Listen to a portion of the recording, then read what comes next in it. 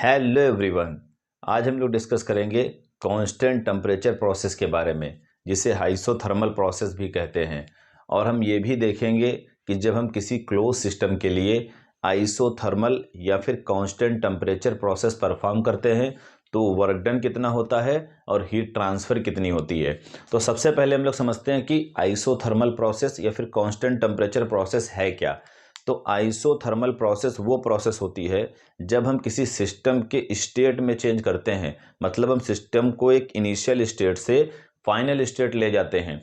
तो इस state change होने के दौरान टेम्परेचर चेंज ना हो तो हम इस प्रोसेस को बोलते हैं आइसोथर्मल या फिर कांस्टेंट टेम्परेचर प्रोसेस। अब आइसोथर्मल प्रोसेस को हम लोग एक पिस्टन सिलेंडर अरेंजमेंट के जरिए समझते हैं। तो हमारे पास मान लीजिए एक पिस्टन सिलेंडर अरेंजमेंट है, इसके अंदर ये गैस भरी हुई है, ये गैस भरी हुई है और ये इनिशियल स्टेट 1 पे है, ये पिस्टन की पोजीशन 1 है और इसके अंदर जो गैस है उसका प्रेशर P1 है और टेम्परेचर T1 है और वॉल्यूम V1 है। अब क्वेश्चन ये उठता है कि प्रेशर, टेम्परेचर, वॉल्यूम क्या है। ये प्रेशर, टेम्परेचर, वॉल्यूम क्या है, इस सिस्टम की प्रॉपर्टी है। हम किसी भी सिस्टम की स्टेट को उसकी प्रॉपर्टी के जरिए रिप्रेजेंट करते हैं और जब इन्हीं प्रॉपर्टी में चेंज होता है तो हम कहते हैं कि प्रोसेस परफॉर्म हो गई। और हमें यहाँ देखना है कि जो प्रोसेस परफॉर्म हो ये आइसोथर्मली हो, मतलब प्रोसेस हो जाए और टेम्परेचर में कोई चेंज ना हो। तो हम आइसोथर्मल प्रोसेस को समझने के लिए एक एग्जाम्पल लेंगे कि मानेंगे कि भाई हमारे पास 1 kg राइस है, चावल 1 kg राइस है। अब हम क्या कर रहे हैं, 1 kg राइस को एक एक दाना करके इस पिस्टन पे डाल रहे हैं, 1 बाय 1। एक दाना सबसे पहले डाला है इसके ऊपर, पिस्टन के ऊपर। तो हमें पता है कि जो भी एक दाना होगा बहुत ही कम इसका वेट होगा, मतलब कुछ तो होगा ही। तो जैसे हम इसके ऊपर डालेंगे तो पिस्टन क्या करेगा, बहुत माइनर सा नीचे की तरफ मूव करेगा, बहुत माइनर सा। और जो गैस होगी उसके अंदर का हल्का प्रेशर बढ़ेगा। जब प्रेशर बढ़ेगा तो टेम्परेचर भी अंदर बढ़ने की कोशिश करेगा। अब टेम्परेचर बढ़ने से पहले ये हीट क्या करेगी, बाहर निकल जाएगी। ये हीट क्या करेगी, बाहर निकल जाएगी, क्योंकि जब हम एक दाना डालेंगे तो पिस्टन बहुत स्लोली नीचे मूव करेगा और गैसेस क्या होंगी, बहुत स्लोली कंप्रेस होंगी और कंप्रेस होने की वजह से उनका टेम्परेचर बढ़ने लगेगा और टेम्परेचर नहीं बढ़ पाएगा, उससे पहले ही क्या करेगी, हीट ट्रांसफर हो जाएगी। फिर क्या करेंगे हम नेक्स्ट दाना इसके ऊपर एक और डालेंगे। राइस 1 kg था, 1 एक दाना अगला और डालेंगे। जब अगला डालेंगे तो पिस्टन क्या करेगा, हल्का सा और नीचे आएगा। तो फिर गैस क्या करेगी, फिर से और कंप्रेस होगी। अब जब और कंप्रेस होगी तो प्रेशर बढ़ेगा और अंदर का टेम्परेचर बढ़ने की कोशिश करेगा, क्योंकि हम लोग वर्क डन कंटिन्यूअस परफॉर्म कर रहे हैं। क्वेश्चन ये उठ रहा है कि वर्क डन कैसे परफॉर्म कर रहे हैं, क्योंकि पिस्टन क्या कर रहा है, ऊपर से नीचे की तरफ मूव कर रहा है। अब फिर क्या करेगा, जब तुमने नेक्स्ट दाना डाला है तो टेम्परेचर बढ़ने से पहले ही हीट क्या करेगी, बाहर ट्रांसफर हो जाएगी। फिर क्या करेंगे, नेक्स्ट दाना डालेंगे। ऐसे ही धीरे धीरे दाने डालते जाएंगे और एक टाइम ऐसा आएगा जितने हमारे पास 1 kg राइस में दाने थे सारे हम पिस्टन पे डाल चुके होंगे। तो ये क्या होगा, एक लंबी प्रोसेस होगी। तो उस दौरान पिस्टन क्या करेगा, पहले स्लो स्लो मूव करते करते, ऐसे करते करते करते करते एक फाइनल पोजीशन पे आ जाएगा। मान लो ये इसकी फाइनल पोजीशन है, यहां पर पिस्टन आ गया, ये फाइनल पोजीशन है। अब जो फाइनल पोजीशन है उसको हमने नाम दिया स्टेट 2, स्टेट 2। तो उस दौरान हमने देखा है कि भाई ये पिस्टन तो यहां से मूव किया है और जो गैस है अंदर वो क्या हुई है, हाईली कंप्रेस हो गई है, मतलब उसका प्रेशर बहुत ज्यादा बढ़ गया है, लेकिन टेम्परेचर नहीं बढ़ पाया है। अब क्वेश्चन ये उठ रहा है कि पिस्टन इनिशियल स्टेट से फाइनल स्टेट में आ गया, मतलब स्टेट 1 से 2 में आ गया, तो टेम्परेचर क्यों नहीं बढ़ा। तो हम देख रहे हैं टेम्परेचर इसलिए नहीं बढ़ा क्योंकि प्रोसेस को हम लोग इतना स्लो परफॉर्म कर रहे हैं कि टेम्परेचर बढ़ने के लिए हमें चाहिए टाइम, उससे पहले क्या हो रहा है, हीट सराउंडिंग में या बाहर ट्रांसफर हो जा रही है। तो जब हीट बाहर ट्रांसफर हो रही है तो उसके वजह से प्रोसेस परफॉर्म हुई जा रही है और टेम्परेचर में कोई चेंज नहीं हो रहा है। फिर जब स्टेट 2 पे हमने स्टडी किया तो पाया जो प्रेशर था वो P2 हो गया, जो वॉल्यूम था वो V2 हो गया और टेम्परेचर जो था वो T2 हो गया। फिर जब हमने एनालिसिस की तो पाया ये जो टेम्परेचर T2 हुआ है ये ओरिजिनल टेम्परेचर T1 के बराबर है। अब प्रोसेस तो परफॉर्म हो गई क्योंकि प्रॉपर्टी में चेंज हो गई और सिस्टम स्टेट 1 से 2 पे आ गया, बट टेम्परेचर चेंज नहीं हुआ। तो इस प्रोसेस को बोलेंगे आइसोथर्मल प्रोसेस। तो हमने एक चीज यहाँ पर यह भी देखी कि अगर हम प्रोसेस को स्लो मैनर में परफॉर्म करते हैं, मतलब बहुत स्लो परफॉर्म करते हैं और हीट ट्रांसफर करने का टाइम मिल जाता है, तो प्रोसेस हमारी होती है आइसोथर्मल। अब इस प्रोसेस में टेम्परेचर तो कांस्टेंट रहा है, बट दो प्रॉपर्टी चेंज हुई हैं जो हमें दिख रही हैं। कौन सी प्रॉपर्टी? एक तो प्रेशर चेंज हुआ है और दूसरा क्या चेंज हुआ है? वॉल्यूम चेंज हुआ है। और हम जब इसकी एनालिसिस करेंगे पिस्टन सिलेंडर का, तो हम पाएंगे कि प्रेशर अंदर का बढ़ गया है और वॉल्यूम पहले इतना था फिर इतना हो गया, मतलब वॉल्यूम घट गया है। तो क्वेश्चन ये उठ रहा है कि टेम्परेचर जब हम कांस्टेंट रखेंगे तो प्रेशर और वॉल्यूम क्या हो रहे हैं? चेंज हो रहे हैं। अब ये क्वेश्चन है कि ये प्रेशर और वॉल्यूम किस तरीके से चेंज हो रहे हैं। तो इस प्रोसेस को सबसे पहले रॉबर्ट बॉयल ने स्टडी किया था। ये साइंटिस्ट हैं। रॉबर्ट बॉयल ने पाया था कि अगर आप किसी गैस पे कांस्टेंट टेम्परेचर प्रोसेस परफॉर्म करते हो, मतलब आइसोथर्मल प्रोसेस परफॉर्म करते हो, तो जो प्रेशर होगा वो वॉल्यूम के इनवर्सली प्रोपोर्शनल होगा। ये कब होगा? जब आप टेम्परेचर को कांस्टेंट रखोगे।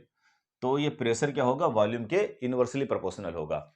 मतलब जब आप प्रेशर बढ़ाओगे तो वॉल्यूम घटेगा, और जब आप प्रेशर घटाओगे तो वॉल्यूम क्या करेगा? बढ़ेगा। हमें यहां दिख भी रहा है, पिस्टन यहां से यहां पहुंचा तो अंदर क्या हुआ? गैसेस जो थी वो हाईली कंप्रेस हो गई, मतलब प्रेशर बढ़ गया और वॉल्यूम क्या हुआ? कम हो गया। तो प्रेशर वॉल्यूम के इनवर्सली प्रोपोर्शनल होता है। अब प्रेशर वॉल्यूम के इनवर्सली प्रोपोर्शनल होता है, इसको हम ऐसे भी लिख सकते हैं, PV is equal to constant. PV is equal to constant. और PV is equal to constant, इस लॉ को बोलते हैं बॉयल्स लॉ। अब इस लॉ को हम प्रोसेस के लिए भी लिख सकते हैं। प्रोसेस हुई है फॉर प्रोसेस 1 to 2। अब प्रोसेस 1 to 2 हुई है तो हम क्या लिख दें? P1 V1, ये स्टेट 1 के लिए है, बराबर P2 V2, ये स्टेट 2 के लिए है, क्योंकि प्रोसेस स्टेट 1 से स्टेट 2 पे गई है। तो प्रेशर एक तरफ कर दें, वॉल्यूम एक तरफ कर दें। P1 इसको नीचे लेके चले आए, P2 is equal to V2 volume upon V1। इसे बोलते हैं गैस इक्वेशन। ये क्या है हमारी? ये है गैस इक्वेशन। गैस इक्वेशन किसके लिए? कांस्टेंट टेम्परेचर प्रोसेस के लिए। तो ये कांस्टेंट टेम्परेचर प्रोसेस के लिए हमारी गैस इक्वेशन है। अब आइसोथर्मल प्रोसेस को हम लोग पीवी डायग्राम पे स्टडी करेंगे। अब हम ये देख भी चुके हैं कि हम पीवी डायग्राम पे किसी प्रोसेस को इसलिए स्टडी करते हैं क्योंकि पीवी डायग्राम का एरिया वर्क डन को रिप्रेजेंट करता है। तो आइसोथर्मल प्रोसेस को पीवी डायग्राम पे देखते हैं। ये पीवी डायग्राम बना लेते हैं इस तरीके से। वाई एक्सिस पे प्रेशर को लेते हैं और एक्स एक्सिस पे वॉल्यूम को लेते हैं। तो हमारी गैस ये जो सिस्टम है गैस, वो स्टेट 1 पे थी। मान लो ये स्टेट 1 है, स्टेट 1। इस टाइम पे क्या होगा? इसका कुछ प्रेशर रहा होगा, इसका बिल्कुल सामने वाला ले ले, ये प्रेशर रहा होगा P1 और ये इसका वॉल्यूम रहा होगा V1। फिर हमने बताया था कि प्रोसेस को हमने क्या किया है? स्लो परफॉर्म किया है। मतलब 1 by 1 राइस रखते चले गए हैं। जब हमने वो राइस रखा है तो पिस्टन नीचे मूव किया है। जब पिस्टन नीचे मूव करेगा तो प्रेशर बढ़ेगा और वॉल्यूम घटेगा। तो हमें नेक्स्ट स्टेट कहाँ पर मिलेगी? यहाँ पर। फिर एक और राइस डालेंगे तो फिर क्या मिलेगा? प्रेशर बढ़ेगा, वॉल्यूम घटेगा। इस तरीके से प्रेशर बढ़ेगा, वॉल्यूम घटेगा। इस तरीके से ये हमें पॉइंट मिलते चले जाएंगे और एक फाइनल स्टेट 2 मिल जाएगी। एक फाइनल स्टेट 2 मिल जाएगी। तो जब हम इन सारे पॉइंट को मिलाएंगे इस तरीके से, तो ये हमें क्या मिलेगी? ये हमें एक क्या मिलेगी? प्रोसेस।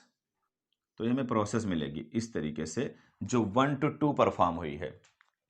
अब ये जो प्रोसेस 1 to 2 मिली, इसके नीचे का जो एरिया है ये वाला, ये वॉल्यूम V2 हो गया और ये प्रेशर क्या हो गया?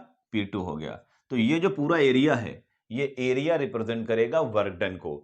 वर्क डन कितना? जब हम आइसोथर्मल प्रोसेस परफॉर्म करते हैं, किसी सिस्टम को स्टेट 1 से 2 पे ले जाते हैं, तो ये जो इसके डायग्राम के नीचे जो पूरा एरिया आएगा, ये आइसोथर्मल वर्क डन को रिप्रेजेंट करेगा। अब देखते हैं आइसोथर्मल प्रोसेस में वर्क डन का फार्मूला क्या होगा। वर्क डन तो वर्क डन हमें पता है क्या हम लोग लिखते हैं formula? Delta W is equal to integration PdV, या फिर W 1 to 2 is equal to integration PdV। अब ये PdV फार्मूला हम लोग डायरेक्ट अप्लाई नहीं करेंगे। ये डायरेक्ट अप्लाई इसलिए नहीं करेंगे क्योंकि हमें पता है जब हम वर्क डन कर रहे हैं, मतलब जब हम इस गैस को कंप्रेस कर रहे हैं तो हमारा वॉल्यूम रिड्यूस हो रहा है। फॉर एग्जांपल इस पिस्टन को यहाँ से यहाँ तक लाएंगे तो हमें वर्क डन करना पड़ेगा, फिर जब इसको आगे ले जाएंगे तो भी हमें वर्क डन करना पड़ेगा। मीन्स हम वॉल्यूम क्या कर रहे हैं, रिड्यूस करते जा रहे हैं। तो शुरुआत में जब हम वॉल्यूम रिड्यूस करेंगे, मतलब पिस्टन को यहाँ से यहाँ लाएंगे तो कम वर्क डन करना पड़ेगा। फिर जब और वॉल्यूम रिड्यूस करेंगे, मतलब और वॉल्यूम कम करेंगे, तो प्रीवियस केस के रिस्पेक्ट में इस बार थोड़ा ज़्यादा वर्क डन करना पड़ेगा। फिर जब हम और पिस्टन को कंप्रेस करेंगे, मींस हम वॉल्यूम को और रिड्यूस करेंगे, तो हमें और वर्क डन करना पड़ेगा। फाइनली जब यहाँ से स्टेट 2 पे लाएंगे, मतलब बिल्कुल जस्ट स्टेट 2 पे पहुंचने वाले हैं, उसके जस्ट यहाँ से यहाँ तक लाने में हमें सबसे ज़्यादा वर्क डन करना पड़ेगा। तो मतलब जब हम फर्दर वॉल्यूम रिड्यूस करते जाएंगे तो हमारा वर्क डन का अमाउंट क्या करेगा, बढ़ता जाएगा। मतलब हम यूनिफॉर्म वर्क डन नहीं परफॉर्म कर रहे हैं, स्टेट 1 से 2 तक तो जरूर पहुंच रहे हैं, लेकिन इस दौरान जो वर्क डन परफॉर्म कर रहे हैं डिफरेंट स्टेटस को गेन करते हुए, तो उस दौरान हमें वर्क डन क्या मिल रहा है, डिफरेंट डिफरेंट मिल रहा है। अब ये जो सेंटेंस हम कह रहे हैं कि भाई स्टेट 1 से 2 तक पहुंचने में हम लोग वर्क डन में वेरिएशन देख रहे हैं, ये स्टेटमेंट हम लोग इस डायग्राम से भी समझ सकते हैं। कैसे देखते हैं, मान लो हम स्टेट 1 से बीच में कहीं यहाँ स्टेट तक आए। जब यहाँ तक आए तो इसमें वर्क डन कितना करना पड़ा, ये वाला हिस्सा, ये वाला हिस्सा, इसको हमने नाम दे दिया W1। ठीक है, फिर यहाँ से और आगे बढ़े, यहाँ से और आगे बढ़े, यहाँ तक आए, उस दौरान कितना वर्क डन करना पड़ा, ये W2, ये वाला एरिया, ये एरिया W2। यहां से फाइनल स्टेट 2 पे पहुंचे, उस दौरान वर्क डन करना पड़ा W3। तो जब हम स्टडी करेंगे W1 और W2 W3 की, तो ये जो एरिया है W3 वाला, ये W3 वाला एरिया ज्यादा होगा W2 से, और ये W2 ज्यादा होगा W1 से। कि टोटल वर्क डन कितना होगा, यहां से यहां जाने पे टोटल वर्क डन जो होगा WT वो होगा W1 plus W2 plus W3। लेकिन W1 plus W2 plus W3 ये क्या है, सेम नहीं है, ये अलग अलग हैं। सबसे ज्यादा एरिया हमें दिख रहा है किसका है, W3 का, और उससे कम किसका है, W2 का, फिर उससे कम किसका है, W1 का। इसी वजह से हम लोग ये डायरेक्ट फार्मूला नहीं अप्लाई करेंगे। हम लोग क्या करेंगे, ये जो PV इक्वल टू कॉन्स्टेंट वाला रिलेशन था, कौन सा, जो बॉयल ने बताया था, उसको यूज करेंगे। इसको हम लोग दे देंगे इक्वेशन 1, ऑलरेडी भी हम लोग ये डिस्कस कर चुके हैं। और प्रेशर की जगह पे लिखेंगे C/V। ये कहाँ लिखेंगे, ये इस वाले फार्मूले में, जो वर्क डन क्लोज सिस्टम के लिए हम लोग वर्क डन कैलकुलेट करने के लिए फार्मूला यूज करते हैं, उसमें क्या लिखेंगे, P इक्वल टू C/V, क्योंकि प्रेशर और वॉल्यूम यहां पर दोनों चेंज हो रहे हैं। तो W1 to 2 इंटीग्रेशन कहां से कहां कर रहे हैं, प्रोसेस 1 to 2, P की जगह पे लिख देंगे C/V इंटू dV। तो हमें पता है कि इंटीग्रेशन 1/V dV का क्या होता है, लॉग या फिर ln v। तो हम इसको लिख देंगे, C कांस्टेंट है, बाहर ले लेंगे, इसको लिख देंगे ln v। कहां से, लिमिट लगा देंगे लोअर 1 से अपर 2 तक। अब क्या करेंगे, लिमिट अप्लाई कर देंगे, C ln upper limit v2 minus ln lower limit मतलब v1। तो अब ये क्या हो जाएगा, ये इस तरीके से आएगा, C ln v2 minus ln v1। ये ln क्या होता है, ये होता है log बेस e पे। तो हमें पता है कि एक फार्मूला, क्या फार्मूला पता है, हमें पता है ln b minus ln a, ये बराबर होता है ln b बाई a के। ये लॉग का फार्मूला है, ये इस तरीके से। हम यही फार्मूला क्या करेंगे, इसमें अप्लाई कर देंगे। तो हम इसमें कैसे लिख देंगे, ये वाला हमारा b है, ये वाला समझ लो a है, तो ये इसके नीचे आ जाएगा C ln v2 by v1। तो क्या हो जाएगा, वर्क डन W1 to 2। हम लोग क्या करेंगे, फिर से C की वैल्यू यहां ट्रांसफर कर देंगे, किससे, इक्वेशन 1 से। क्या लिख देंगे, फ्रॉम इक्वेशन 1। तो ये हमारा फार्मूला क्या हो जाएगा, वर्क डन का, ये वर्क डन का फार्मूला हो जाएगा W12 is equal to PV ln V2 by V1। अब हम इसको क्या कर सकते हैं, थोड़ा चेंज कर सकते हैं। अब क्या करते हैं, इसको थोड़ा हम चेंज करके देखते हैं कि इसमें क्या कर सकते हैं। हम PV को लिख सकते हैं P1 V1, W1 to 2 P1 V1 ln V2 by V1। और हमने ये भी देखा है कि P1 V1 बराबर है P2 V2 के। अभी इससे पहले हम लोगों ने स्टडी किया था, तो P1 V1 की जगह पर P2 V2 भी लिख सकते हैं, W1 to 2 P2 V2 ln V2 by V1। अच्छा, V2 by V1 को भी बदल सकते हैं, कहां से? अभी जो हमने देखा था प्रोसेस के लिए, फॉर प्रोसेस 1 to 2 अभी हम लोगों ने स्टडी किया था, P1 V1 is equal to P2 V2। तो प्रेशर वाले एक तरफ ले आओ, P1 upon P2 is equal to V2 upon V1। तो V2 अपॉन V1 की जगह पर P1 अपॉन P2 लिख सकते हैं ये ऊपर फार्मूले में। तो हम क्या करें, V2 अपॉन V1 की जगह पर P1 अपॉन P2 लिख दें, तो W1 to 2 P1 V1 into ln P1 upon P2। तो ये फार्मूला हमारे पास आ जाएगा।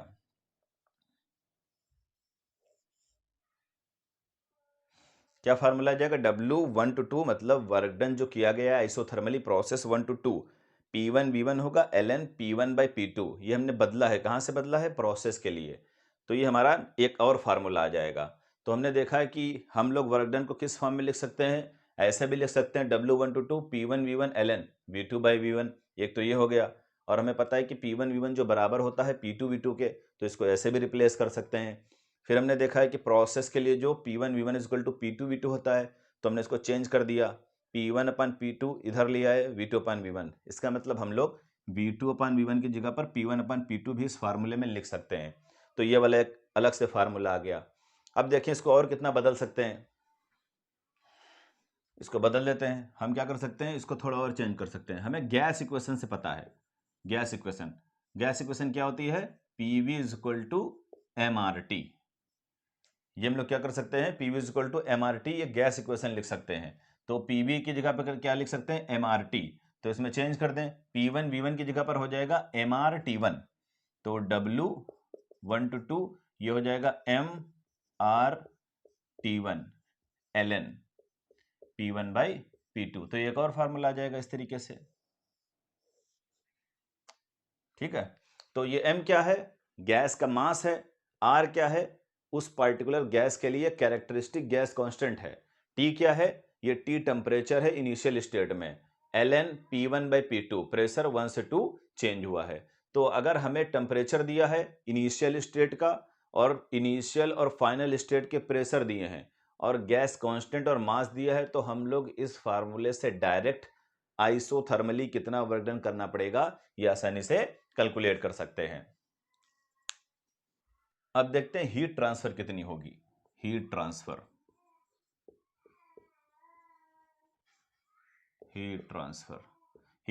के लिए हमें पता है फर्स्ट लॉ ऑफ थर्मोडायनेमिक्स जो प्रोसेस के लिए होता है हम उसे यूज करते हैं। तो फर्स्ट लॉ थर्मोडायनेमिक्स प्रोसेस के लिए क्या बताता है? Delta Q is equal to DE plus delta W। तो ये जो एनर्जी होती है, ये DE, ये एनर्जी होती है मेनली तीन टाइप की। ये होती है change in potential energy plus change in kinetic energy, short form में लिख रहे हैं, plus change in internal energy. Potential energy system की होती है, और ये क्या होती है? काइनेटिक एनर्जी सिस्टम की होती है, और इंटरनल एनर्जी क्या होती है? सिस्टम मतलब मॉलिक्यूलर लेवल पे होती है।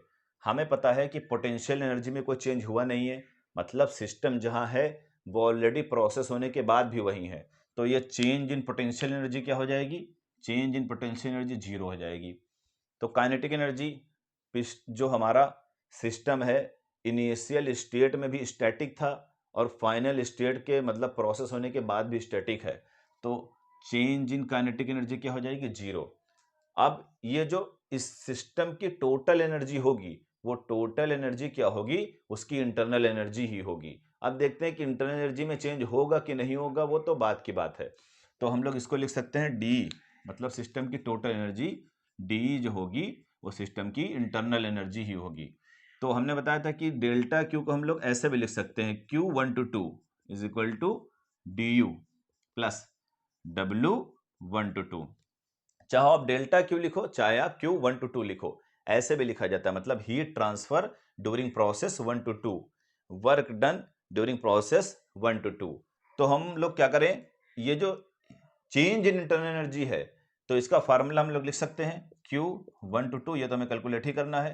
तो change in internal energy ideal gas के लिए क्या होती है, क्योंकि हम लोग यहाँ क्या कर रहे हैं, आइडियल गैस स्टडी कर रहे हैं, तो ये आइडियल गैस के लिए क्या होगा, mCv T2 minus T1 plus W1 to 2।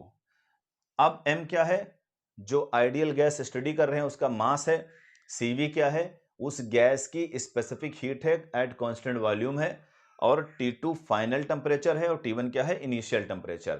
तो अब हम ये जब आइसोथर्मल प्रोसेस को स्टडी करेंगे तो हम पाएंगे कि जो हमारी प्रोसेस है वो आइसोथर्मल है, मतलब फाइनल टेम्परेचर जो T2 होगा वो इनिशियल टेम्परेचर के बराबर होगा, मतलब टेम्परेचर में कोई चेंज नहीं होगा। तो हम यहाँ स्टडी कर सकते हैं जो चेंज इन इंटरनल एनर्जी है वो क्या होगी हमारी, वो हमारी क्या हो जाएगी, जीरो हो जाएगी।